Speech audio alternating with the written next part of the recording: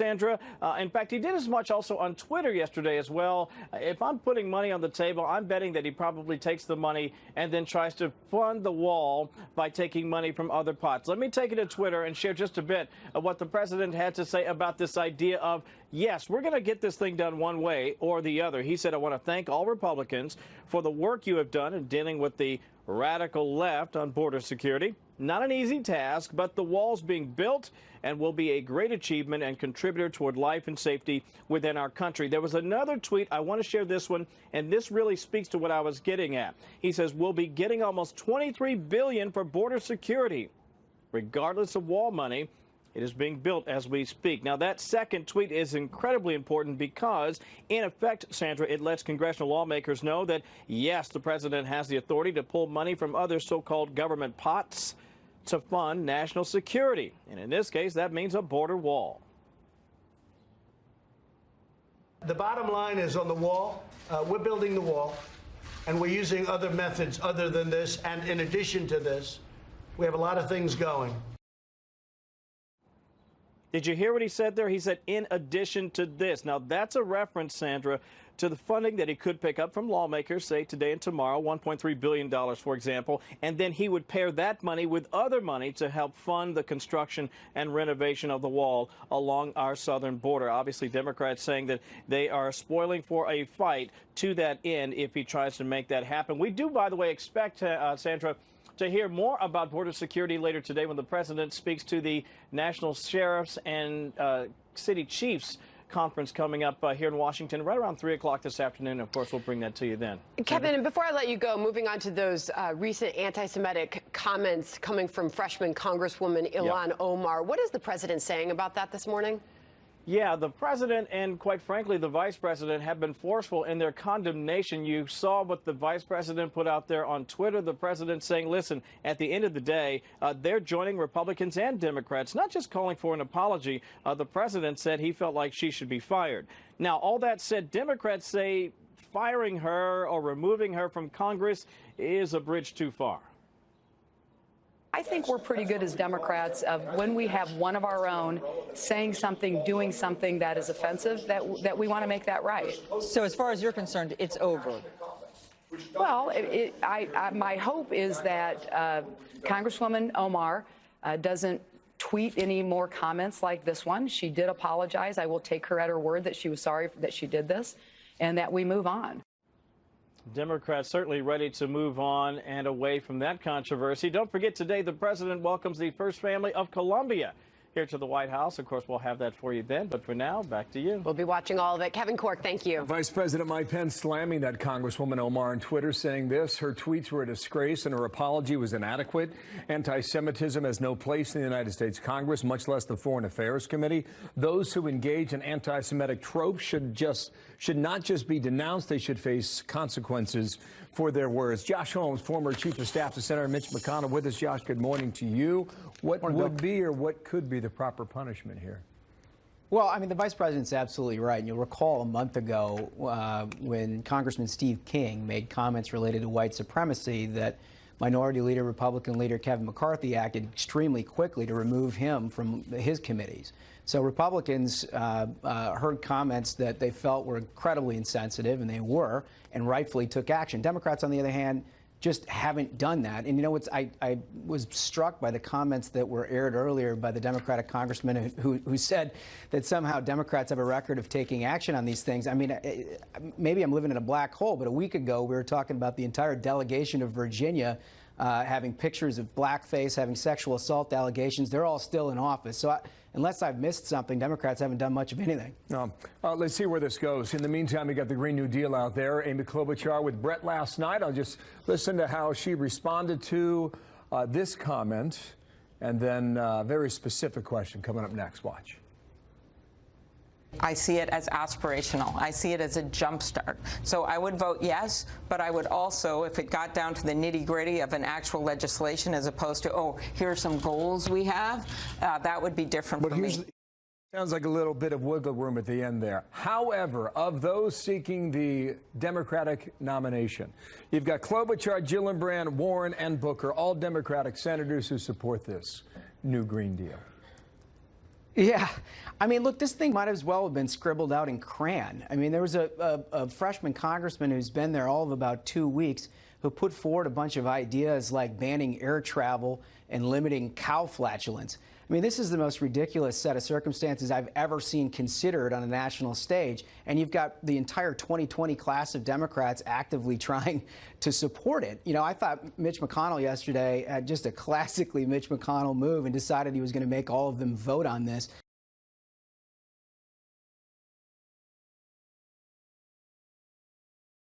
See where they stand, then you use it over the next 2 years.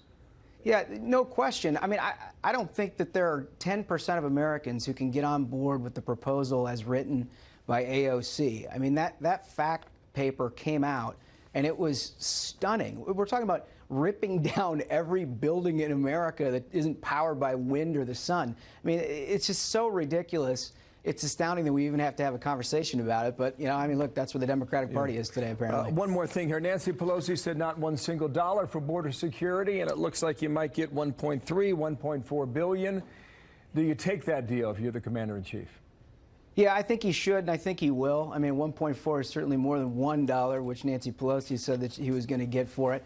But I think, moreover, there should be no question that President Trump is going to secure our southern border. The only thing that we've learned here over the last 7 or 8 weeks is that Democrats in Congress aren't going to join him in that endeavor. I think he's going to find a way to make sure that we've got safety and security at the southern border one way or another, and this is a step in getting there. Thanks, Josh. Josh Holmes there in Washington, D.C. Thanks, Bill. Talk to you real soon, you bet. Maybe we get some news during our show today. I mean, we've got the next 3 hours to wait on it. You heard what Sarah Sanders, she didn't dismiss the idea when she was on. No, she did not. And in fact, she went on to talk about some of the good aspects to that deal. So we will see. Okay, stand by.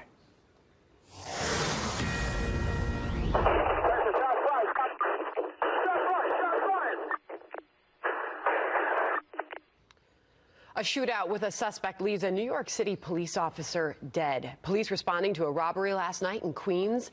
This suspect, it turns out, was carrying a fake gun, but multiple officers fired several rounds. Officials say it appears to be a tragic case of friendly fire.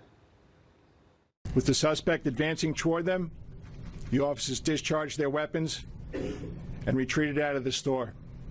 That was when Detective Simonson was shot.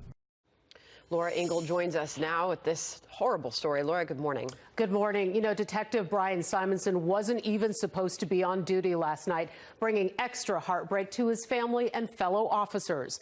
The 42-year-old detective, husband, and father of 2 was only supposed to attend a meeting last night and was excused from duty for the rest of the day, but decided that he wanted to work. When reports of a possible armed robbery at an T-Mobile store in Queens came in, Simonson and another officer rushed to the scene. They entered the store, fired when they spotted a suspect holding what turned out to be a fake gun. When they tried to retreat, other officers arrived on scene and in the chaos opened fire, hitting Simonson in the chest, the other officer in the leg, as well as hitting the suspect. Make no mistake about it. Friendly fire aside, it's because of the actions of the suspect that Detective Simonson is dead. The suspect, 27-year-old Christopher Ransom, reportedly had a lengthy rap sheet and had been suspected in a series of robberies. He is in serious condition this morning. Now, all this comes as an increase of officers' deaths nationwide. Simonson is the 8th officer killed in the line of duty this year and the first to be killed by friendly fire. New York City Mayor Bill de Blasio spoke last night about the ongoing danger of the job for officers here in the city and nationwide. Our officers, our detectives, our sergeants go in selflessly to protect others, and they know it's a moment where they cannot hesitate, where even a moment of hesitation could mean a life is lost. The last NYPD officer to have been shot and killed in the line of duty, accidental or non-accidental, happened in 2017 in the Bronx. Sandra. Our heart breaks for that officer and his family. Laura Ingle, thank you. Thank you. 11 past, breaking news now from a top intelligence committee in Washington. The chairman, Richard Burr, says that he finds no evidence of conspiracy between the Trump campaign and Russia. The president is responding to that coming up here. Plus, there is this today. But we need the wall, and it has to be built, and we want to build it fast. The number of illegal immigrants crossing our borders is so large that we've nowhere to hold them. Many Angel parents attending that Trump rally in El Paso the other night, one of them losing his daughter in a hit and run by a suspected illegal immigrant. Dan Ferguson will be here to tell his story as he and others head to Speaker Pelosi's office to make their voices heard. All right. Also is being considered a slap in the face of the Green New Deal. California's governor slamming the brakes on a bullet train that would cost more than $100 billion. We'll have that story for you. And where she stops next.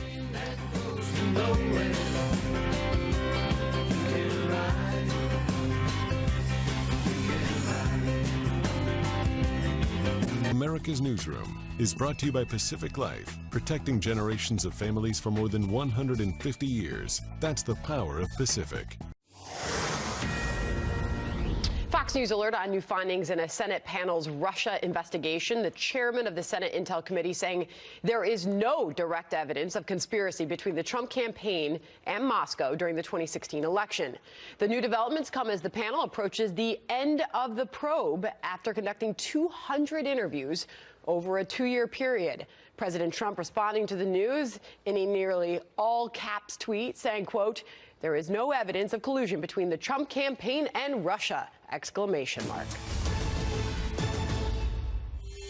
We want to stop drugs. We want to stop traffickers. We want to stop criminals from coming in.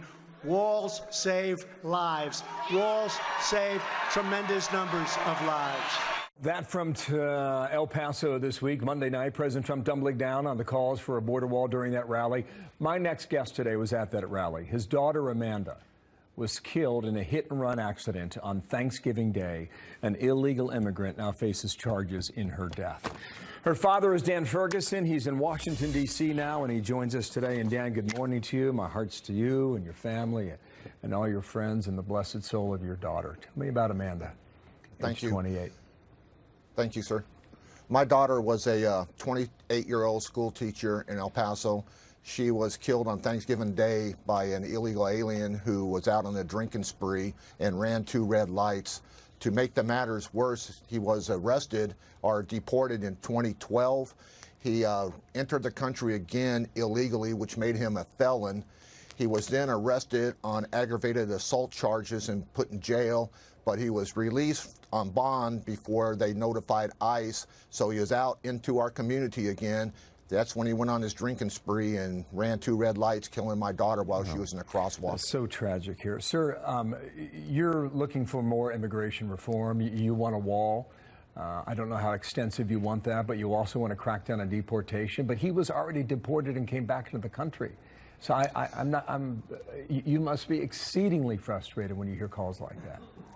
When they come back to the country the second time, it is a felony. And when they break the law and are arrested, you know, they are required to notify the ICE agents, and that was not done.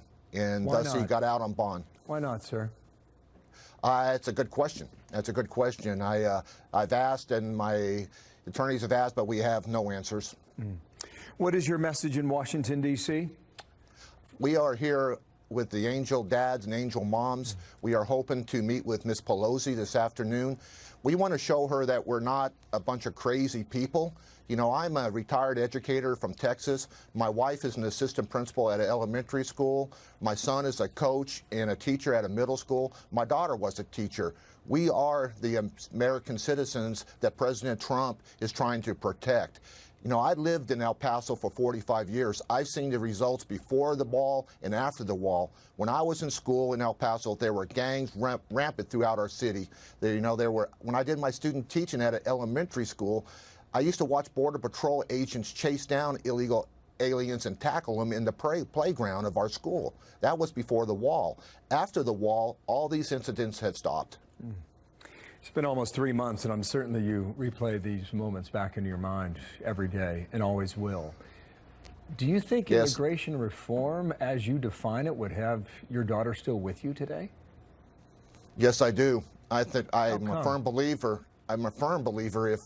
If you know, they would have notified ICE and they would have picked this guy up after his assault on his neighbor. You know, he knocked his neighbor's front teeth out.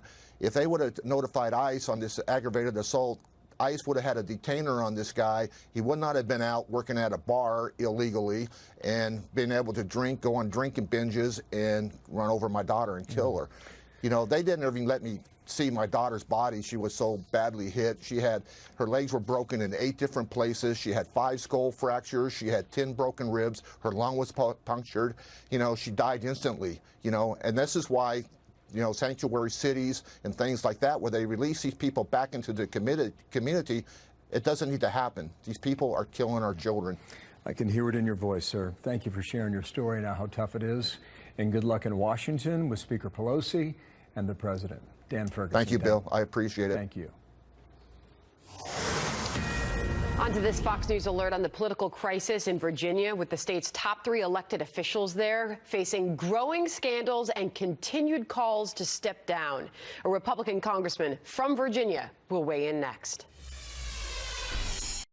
Germany's largest airline now suing a passenger for missing the last leg of a flight.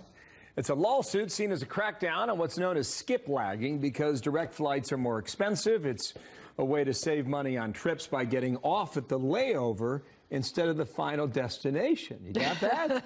So the airline's seeking $2,400 in missing fees from that passenger. That's How do you clever. like that? Definitely a carry-on operation.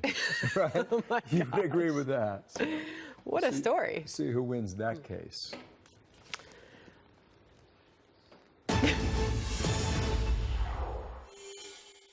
One thing that I notice with sexual violence is that there are many people who would like to glance away from this. But what and who we glance away from says so much about what our priorities as a society. And it says so much about our health and our emotional well-being, right? Don't be afraid to see survivors for who they are. Well, that was Vanessa Tyson last night, one of the 2 women accusing Virginia's lieutenant governor of sexual assault, urging state lawmakers to investigate the allegations against Justin Fairfax, as Governor Ralph Northam says he will not step down despite calls for him to do so over that racist photo on his yearbook page, adding to the growing political crisis for Democrats in Virginia. Weighing in now, Republican Congressman from Virginia, Ben Cline, a member of the Judiciary Committee. Good morning to you, Congressman. Great to have you on the program this morning. Fair warning to our audience, a couple-second delay here, but we want to get to this with you. Whether or not you believe, based on what you know right now about Justin Fairfax, should he step down?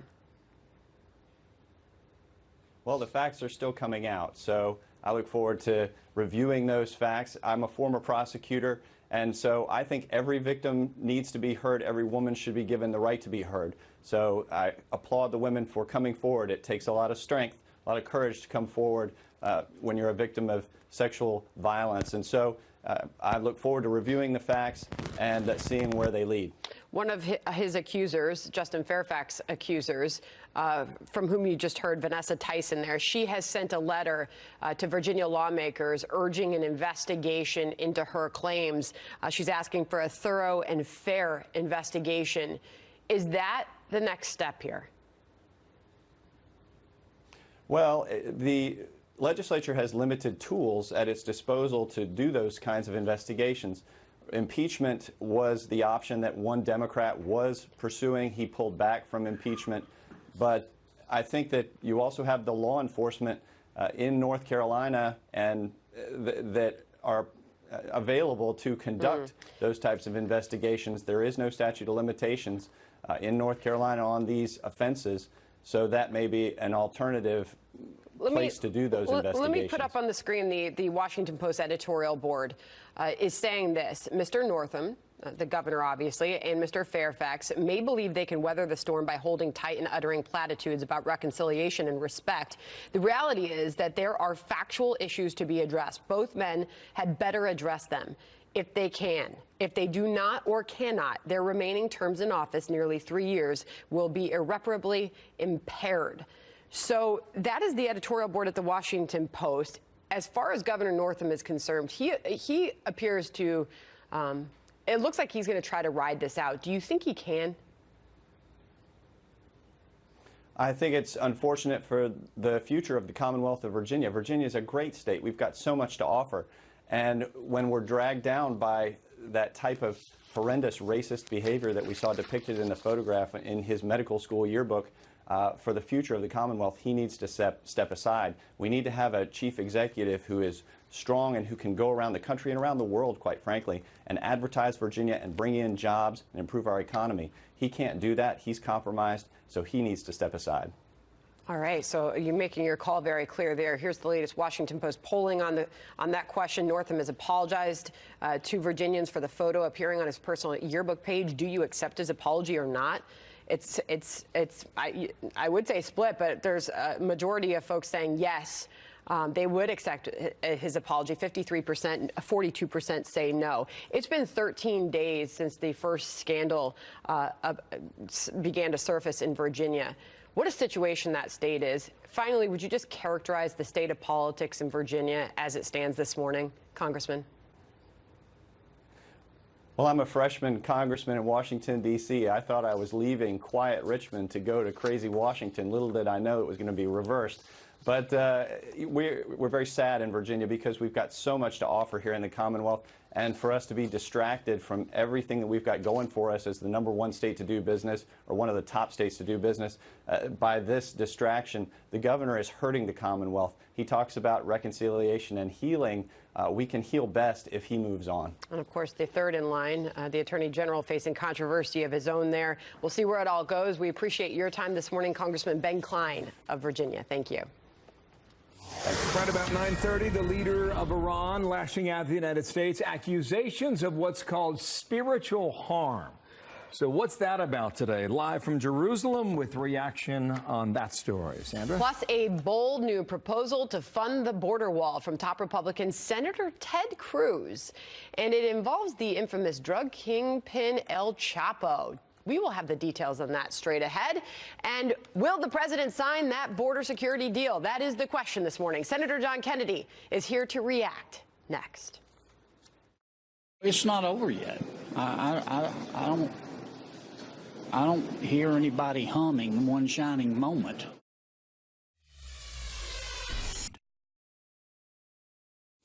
All right, 9:32, here we go. We're rocking on Wall Street yesterday, again today, up 127 here at the open.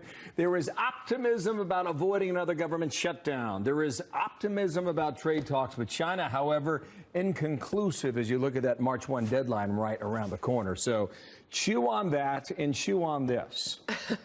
Our national debt has reached $22 trillion for the first time ever. Not a cool sight. Take that one in. You walk about 3 streets south there, you can see the national debt clock ticking away every day here in Manhattan. It's been up there for decades now. Yeah. But we have yet to see that number until today. How's that feel? It's hard to fathom that number. It's a lot of zeros. And Charles Payne is going to join us next hour. We'll talk about some of the ripple effects from a number that big. How do you get out of that? You know, so a lot of this debate has escaped a lot of our discourse over the past couple of years. But how do you get out of that? And what do you leave for your... not your children, but your grandchildren when you look at a figure like that? So serious consequences to that. We'll have that coming up. Back to our top story this morning. Top Senate Republicans urging the president to accept a new border security deal and avert another government shutdown. It only gives him a fraction of the money that he wants for that wall. Sarah Sanders saying he's still weighing his options, but he will deliver on his promise. The president wants to see what the final package looks like, and he'll make a decision at that point. They're still tinkering and making edits to that legislation, and once we see what the final piece looks like, the president can make that decision. You can rest assured the president promised he was going to build the wall, and he's going to deliver. Let's bring in Louisiana Republican Senator John Kennedy, member of the Judiciary Committee, joins us now. Senator, good morning to you. Always good to have you on the program. A big morning and a big question. Will the president sign this? Don't know yet. I don't know what the Senate's going to do. The House, of course, is Democratic controlled. The House will probably do what Speaker Pelosi and Congresswoman Ocasio-Cortez tell them to do. But in the Senate, you know, as I said yesterday, nobody's humming one shining moment. This thing isn't over. I want to know what the president's going to do. I mean, if he's going to veto the bill, what's the point? Number two, I need to see the details. We won't get them until probably about noon. Number three, I'd like to know how we're going to pay for it. I know I'm in a minority on that, but we're spending taxpayer dollars here, not ditch water, and we're having to borrow every penny that we spend. Having said all that, Sandra, I thought that the Republican conferees did a pretty decent job under the circumstances. The president, with the other money he already has, is going to get about $2 billion to build a wall, and it is a wall. I don't care what anybody says, it's a wall. I'm sorry to upset some folks that don't like that term. And remember, that money is over the next 7 months. We get to start over in October. It's going to increase the number of detention beds. Our Democratic friends wanted to decrease the number of detention beds for people who have entered our country illegally and violated the law. And by decreasing the number of beds, in effect, what they wanted us to do was turn loose people who violated the law. I mean, I just found that breathtaking. But this will increase the number of beds. It would seem the White House, while the president said he wasn't happy, has been able to find some positives in this deal. Here's Sarah Sanders on that this morning.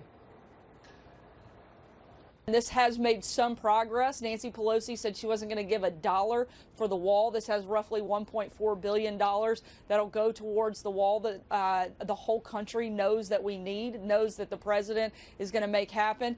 In total, it gives about $23 billion in border security, which is desperately needed. It expands ICE versus abolishes ICE, like we've heard some Democrats talk about in the past. So there are some positives in this bill. To be clear, Mark Meadows, House Freedom Caucus, he's already spoken out about this, says the latest deal is not enough, referencing that $1.4 billion for the wall. He said it would take 20 years to complete the wall, working with those kind of numbers. But I'm hearing from you, Senator Kennedy, somewhat like we just heard from the White House, that there are some positives here and there are some reasons to be optimistic. Well, there are some positives in it. I'm still not sure I'm going to vote for it, and I respect Congressman Meadows, but look, it's not $5.7 billion, but it's not the zero that Speaker Pelosi said he was going to get either. With the money already on hand, it's about $2 billion, 1.375 in the bill and another $600 million that he has. And that's over the next 7 months. I don't agree with the congressman. It's going to take 20 years to get the necessary wall built. I think we'll do it much faster because I think the American people support border security. It's a compromise. Am I happy we had to compromise? No. Do I wish it was $5.7 billion? Yes. But it's not zero either, like Speaker Pelosi wanted. But you want to know more. You're making that very clear. Yeah, I want to see the details. I mean, you know, you got to watch what people do, not what they say around here. And I want to see the details. Yeah. That being said, Senator Ted Cruz has come up with an interesting idea. The practicality of it obviously is being questioned. But I want to share with you this tweet. He's proposing El Chapo and other drug lords pay for the wall. He writes this: America's justice system prevailed today in convicting Joaquin Guzman, a.k.a. El Chapo, on all 10 counts. U.S. prosecutors are seeking $14 billion in drug profits and other assets from El Chapo, which should go towards funding our wall to #secure the border.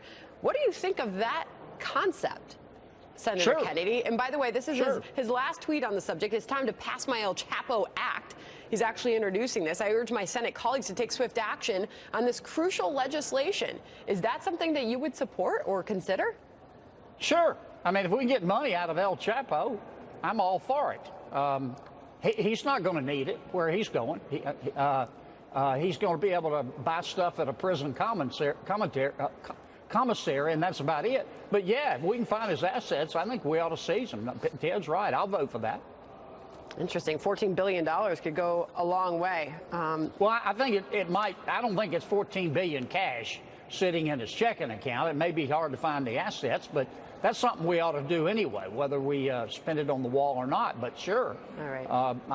I'd vote for the bill. Senator Kennedy, we love having you on the program. Please come back soon. Good to see you, sir. Thank you. Thanks, Sandra. Thanks, Senator. 20 minutes now before the hour. Iran's supreme leader out of Tehran blasting the U.S., saying talks with Washington are a waste of time. The Ayatollah's remarks coming as Vice President Mike Pence now attends an American-led meeting in Warsaw, Poland, at the moment focusing on the Islamic Republic. Trey Ying says the story, picking it up from there, live from our Middle East Bureau with more there. Trey. Bill, for the next 48 hours, world leaders will attend a summit in Warsaw, Poland. This will be an opportunity to discuss a variety of topics affecting the Middle East, including expanding Iranian influence in the region. Now, U.S. Secretary of State Mike Pompeo did travel to Warsaw today for the summit co-hosted by the United States and Poland. During his trip, Pompeo will meet with Israeli Prime Minister Benjamin Netanyahu, who has issued strong warnings to Iran this week after the country threatened to attack Israel. With the U.S. having pulled out of the Iran nuclear deal last year, Pompeo and Vice President Mike Pence will look to promote the views of President Trump when it comes to how Iranian influence should be addressed. As Prime Minister Netanyahu left for Warsaw yesterday, he confirmed that Israel struck Iranian targets in Syria earlier this week. We are operating every day, including yesterday, against Iran, all the time, against Iran and its attempt to entrench itself in the area. Pompeo and Pence will be joined by Jared Kushner and Jason Greenblatt, who are spearheading the president's, quote, deal of the century. Sources do tell Fox News that the administration will use meetings in Poland as a way to remind regional partners that peace between the Israelis and Palestinians could help with efforts to push back against Iranian influence. Now, Bill, as we reported earlier this week, that peace deal is complete, but with Israeli elections coming up in April, it's unlikely to be rolled out anytime soon. Thank you, Trey. Trey Yinks there from Jerusalem. Thank you, sir. Sandra. Well, it's not even March, and we have some college hoops madness. Yeah. The Duke Blue Devils down 23 with 10 minutes remaining when suddenly they found a little spark here. The team mounting the school's largest second half comeback under Coach K, besting Louisville 71-69. Did you catch this one? I love watching Duke. Woo! They've got some studs, Sandra.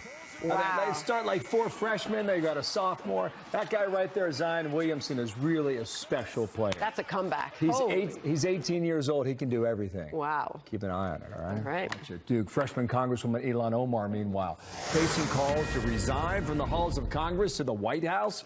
Will that happen? Do you see that happening? Where does this go from here? In a moment, we will tell you. Coming up next. Anti-Semitic and there's anti-Israel hate that's infiltrating American politics. We're seeing it on college campuses. It's infiltrating the halls of Congress.